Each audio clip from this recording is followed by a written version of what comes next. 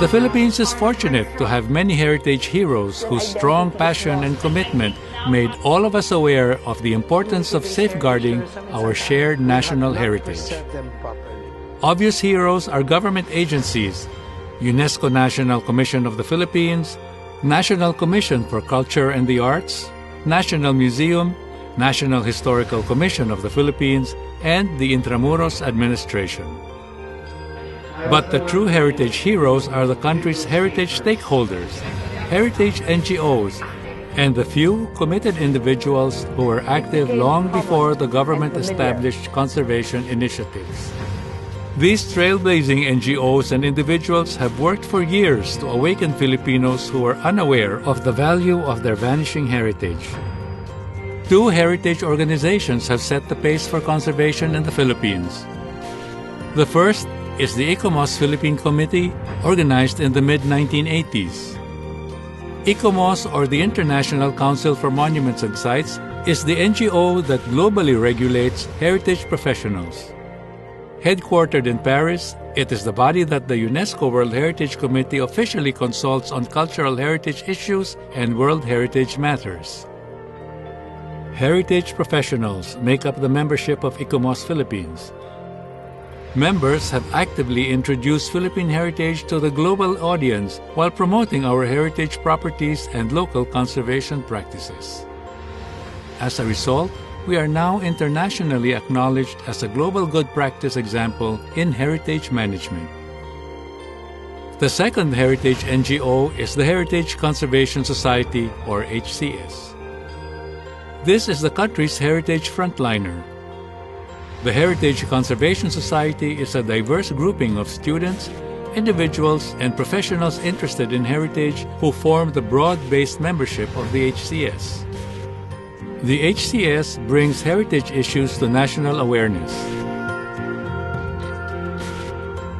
We really want to create a society that values its heritage, and that's the direction we are moving towards. No? We want to live in a society where you don't have to tell people not to demolish buildings because they understand why it's important to conserve or preserve a particular structure. HCS members continue to loudly sound off alarm bells and alert the public and government authorities about heritage in peril. Vigilance will again boil down to a community effort. The Heritage Conservation Society cannot do this alone. If the local community understands what heritage is, what the importance of heritage conservation, we will definitely have eyes to make sure that heritage in that particular locality will, of course, be conserved. No? Following the lead of the HCS, heritage groups were organized in different cities. The Iloilo City Cultural Heritage Conservation Council has successfully protected commercial heritage buildings in the city center as well as many ancestral homes of Iloilo. First, we identified all the heritage buildings, and then we worked with some of the members of the Heritage Council or architects. So we had a catalog to document before the buildings get destroyed, the architectural details of these buildings. And then we mapped out the heritage zone. And after that, we started to talk to building owners until we thought of joining forces with a young councilor, Councilor Lex Tupas, and then he crafted this ordinance which asked for a tax incentive for businessmen to invest and also building owners to restore their buildings. And so the tax incentive kind of got the ball rolling. You can restore a building, but if no one is proud of it, it will just rot and decay. But if you put something and everyone is proud of it, everyone feels he owns it, then he will protect it. In Pila, Laguna, Cora Relova's Heritage Crusade led to the organization of the Pila Historical Society. The society was the guiding light that watched over the long process of restoring the forgotten homes of Pila and actively spearheaded the revival of the town's vanishing living traditions. Today, Pila is a major example of successful town restoration in the Philippines and is a popular tourism destination. The Santa Ana Heritage Tourism Association looks after its urban heritage district situated on the banks of the Pasig in Manila. And we started to develop with the grassroots. We did educational programs, workshops, training sessions with church members, heritage homeowners, students, teachers, barangay officials, jeep associations, tricycle drivers, and vendors of the market. And it was a socioeconomic development strategy that was adopted by our group, by the stakeholders, to develop community-based heritage tourism in Santa Ana. Because it's very important for an organization to have the support of the local people. And although it takes time, we're not finished yet, we're still working on it, it's important that they feel ownership. The local community successfully persuaded a giant developer to adjust its proposed design for a supermarket to a more people-friendly scale that blended with the existing streetscape. So I would consider that that was a first to, in effect, get a giant business to sit down and listen to the community and instead of fight us, work with us. And today they are our friends. Also in Manila, owners of heritage buildings formed the Escolta Commercial Association that intends to breathe new life to the Escolta once the prime business center of Manila. The group's leading heritage advocate and spokesperson is architect Dominic Galicia. The main challenge, as we've seen, is to let the rest of the city know that Escolta is here. That Escolta is here with these beautiful buildings, with lots of space that needs to be used. Designed by the renowned architects Andres Luna de San Pedro, Juan Nakpil, Carlos Arguelles, and others, surviving Escolta buildings are markers of a bygone era. Despite being gracious and elegant, they are underutilized today. We're not a very long street, but we're a street that has beautiful buildings, that is parallel to a river, and across that river is the walled city of Intramuros. So, in terms of context, it cannot be beat. In partnership with heritage youth groups, the association has set up walking tours, monthly art festivals, and heritage events that are now attracting people to the Escolta area. Escolta's vibrancy is returning. What we need now is incentives. The financial rewards of a place like Escolta have to be seen in the long term.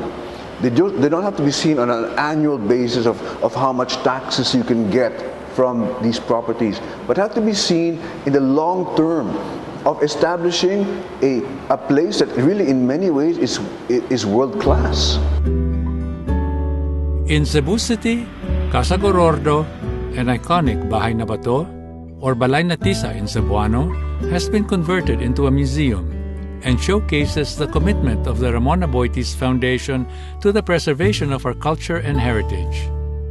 I think this goes back to the dream of Don Ramon, wherein he always wanted to have a place where people can look at the past and is able to connect with the past. And this has been realized by buying the house or acquiring the house from the Gorordos. But I think culture is a very important component of one's existence as a people. Without culture, it is very difficult to connect with the present. For the past 50 years, the Foundation has worked towards improving people's lives through best practices in community development. The Culture and Heritage Program allows people to have an opportunity to appreciate the past, but at the same time also be able to plot its future and to anchor it very well. And then there is Escuela Taller, an Intramuros-based NGO which trains out-of-school youth in proper restoration and conservation methods.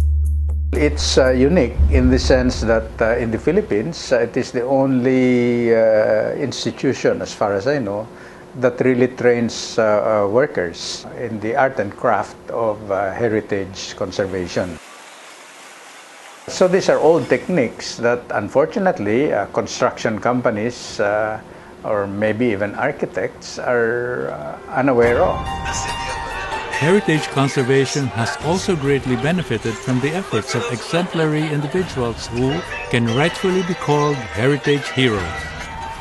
Ladies and gentlemen, Carlos Celdran is a cult figure who is on a mission to lead anyone and everyone who wishes to join him, whether Filipino or foreign, to discover the hidden heritage of Manila.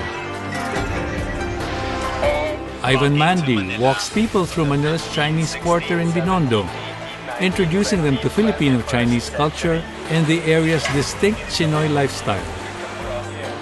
And what better way to learn about the lifestyle than by tasting local food as Ivan takes you to small, family-style restaurants that are frequented by Binondo locals. I'm Susan Calo Medina. For many years, heritage icon Susan Calo Medina shared her love for the Philippines, its people, and their culture through her long-running television travel show.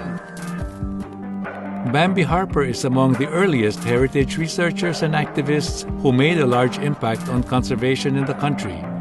Aside from being one of the founders of the Heritage Conservation Society, she was a heritage columnist and served a term as Intramuros administrator. Monsignor Gigi Gaston is among the pioneers of conservation in Bacolod. Now retired, he has returned to his roots and now lives in the ancestral Gaston Hacienda House. As a committed conservation advocate, he continues to speak out against the destruction and disappearance of his province's heritage treasures.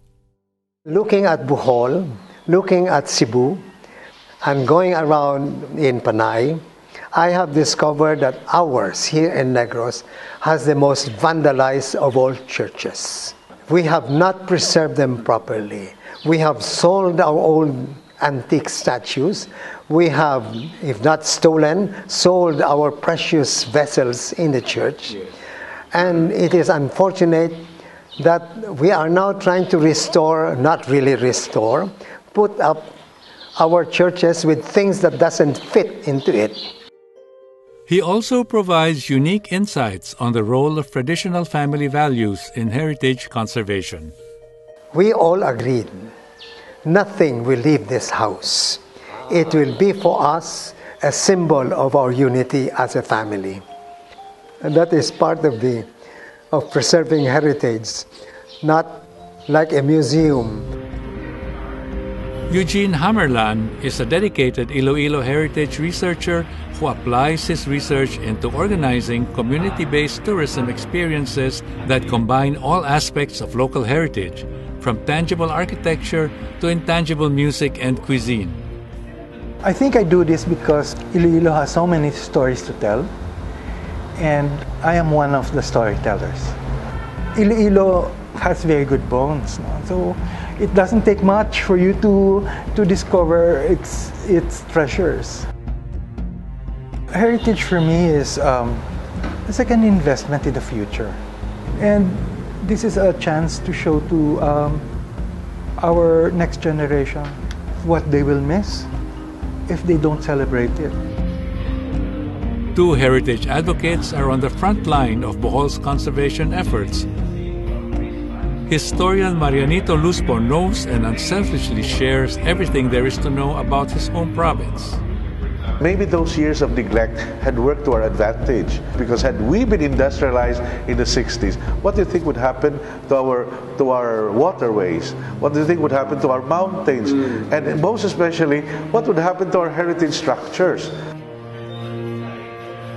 To help promote Bohol as a major heritage tourism destination, Doy Nunang put up Amarela Resort, which reflects the province's traditional arts, culture, and history. If we don't carry on with the preservation of our heritage, our young may no longer be thinking of themselves as Filipinos, especially in this fast-changing world. Local tour guide Eric Dedase is active in conserving the unique architectural and urban heritage of Sariaya in Quezon Province.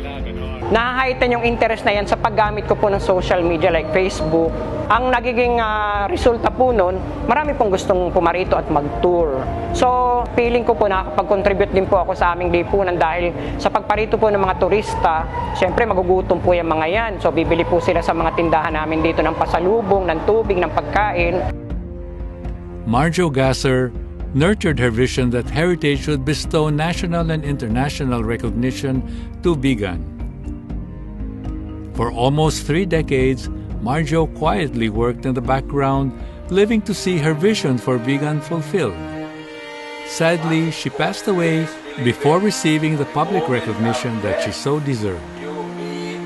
Marjo's untimely passing teaches us a lesson that our heritage heroes deserve to receive our recognition during and not after their lifetimes. There is therefore a need for a new generation of heritage heroes to join the crusade begun by pioneer conservation advocates such as Marjo Gasser and Susan Calo Medina. Fortunately, there are younger individuals like Joel Aldor and Conrad Alampay who are using their knowledge of state-of-the-art digital technology to help preserve our national treasures. Joel has set up Project Kisame to document the often neglected art of ceiling paintings in our heritage churches. Ceiling art is not just about the Sistine Chapel or these other magnificent paintings that can be found in Europe. We actually have them here. Anyone around the world can now see our ultra-high resolution images. They can download them in various resolutions. They can, if they want to have a better appreciation of the works done by these Cebuano artists. So we want to study them. We want to document them so that we know how to preserve them. I brought out our 3D laser Conrad, on the other hand, is an information technology expert who heads a company which pioneered the use of digital scanners in the country to create detailed records of heritage structures. The reason why this technology is really revolutionary is because we capture so many points, so much resolution in our survey. If a structure collapsed today and we have these records, we can rebuild it as faithful as possible since we capture millimeter accurate and high resolution information of the structure. Whenever I bring back data to my team from scanning a site and it's a heritage site, I always tell them, you're not just tracing a line there, you're not just tracing point to point. What you're doing is actually tracing a piece of history.